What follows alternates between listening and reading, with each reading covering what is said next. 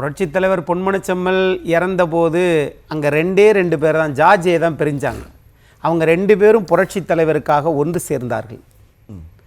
ஆனால் புரட்சித் தலைவி அம்மா அவர்கள் மறைந்தபோது அவங்க மறைவுக்கு பிறகு 4 பேர் உதயமானார்கள். சசிகலாம்மா, திரு டிடிவி தினகரன், இவர்கள் 2 பேரால் உருவான இந்திய நாட்டில் முதல் சட்டமன்ற உறுப்பினராகி முதல் முறையாக எந்த மாநிலத்திலேயாவது எந்த உலகத்தில் நாட்டிலேயாவது முதலமைச்சராக முடியுமா? இவர்கள் இருவரால் அரசியலுக்கு வந்து முதலமைச்சரான திரு ஓபிஎஸ், இவர்கள் மூவரால் வந்த திரு இபிஎஸ். இந்த 4 கோணம் இருக்கு இல்லையா, இந்த 4 தான் இன்னைக்கு சிக்கல். இதிலிருந்து ஒரு அதிமுக ஒரு பாடம் ஒன்று கற்றுக்கிறணும்.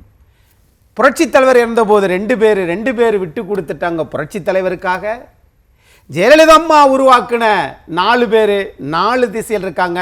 அதில் இன்னைக்கு அதிமுகவின் பொதுச் செயலராக சட்ட ரீதியாகவும் நீதிமன்ற ரீதியாகவும் பொதுக்குழுவு கூட்டி அடிப்படை கட்டமைப்போடு இன்றைக்கு இருக்கிறார் திரு எடப்பாடி பழனிசாமி அவர்கள்.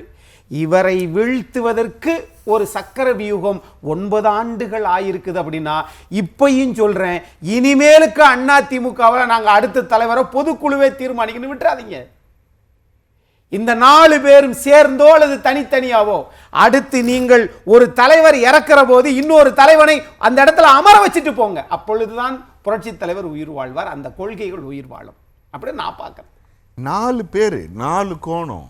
எடப்பாடியை பொதுக்குழு ஒரே மன்னதா பொதுச் செயலராக ஏற்றுக்கிட்டாங்க. இரட்டை தலைமை எப்படி ஒற்றை தலைமை ஆனதுங்கிறது குறித்து இப்போது அக்னீஸ்வரன் பேச மாட்டார். ஏன்னா அவருக்கு என்ன நடந்துச்சுங்கிறது தெரியும். ஒரு பொதுக்குழுவில் ஒரு தலைமை ஒருங்கிணைப்பாளராக இருந்த ஓபிஎஸ் எப்படி அவமானப்படுத்தப்பட்டார்னு நமக்கு தெரியும்.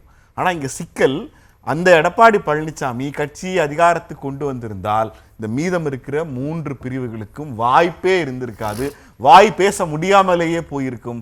இந்த 3 பேருக்கும் வாய் பேசுவதற்கான சூழலையும் அதிமுகவை மீட்க வேண்டும்ங்கிற சூழலையும் யார் உருவாக்குனா?